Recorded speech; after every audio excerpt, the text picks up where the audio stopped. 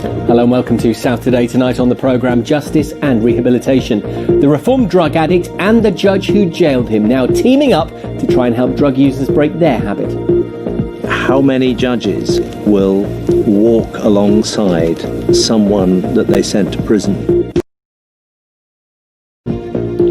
Good evening. First tonight, he spent decades as a criminal and a drug addict in Oxford, but now with the help of the judge who repeatedly jailed him, Tony Attwood's trying to help other users across the Thames Valley break their habits and reintegrate them into society. Peter Cook has the story of justice and reformation. By his own admission, it was a life initially wasted. A burglar, a car thief, his daily goal over 15 years, heroin and cocaine. Come to accept, as this was my lot in life. I come to accept that was my existence. But deep down in my heart I knew that wasn't how it was meant to be. This wasn't who I was.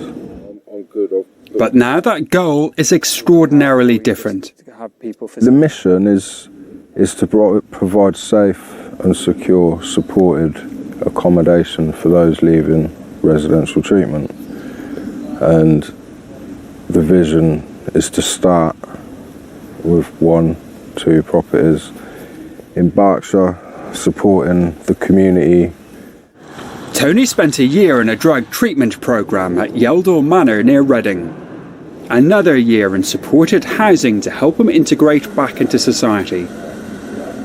Spaces are limited, but a man who had spent years sending Tony to prison gave him a lifeline. It was that case and you that provided the spark for me to start thinking about what we did with offenders like you who could not leave a life of drugs behind without really intensive help. Recently retired Judge Ross says he recognised something needed to change. Because we have to have a means of moving people on to safe, secure, supported housing where their recovery can continue.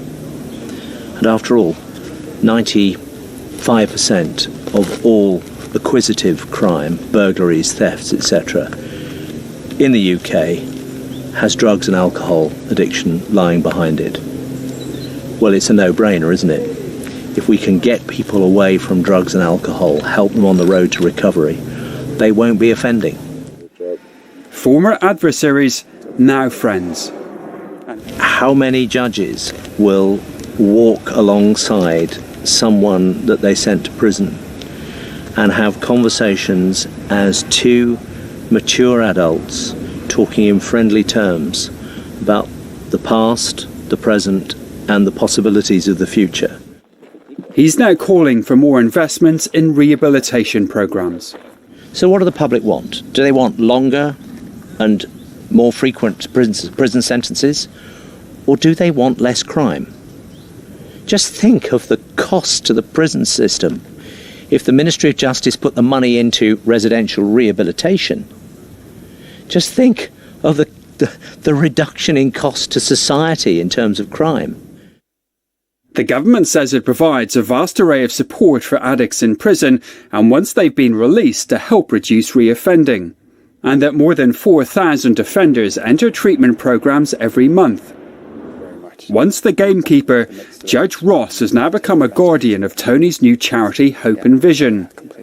Both men unified about helping the vilified become valuable to society once more. Peter Cook, BBC South Today.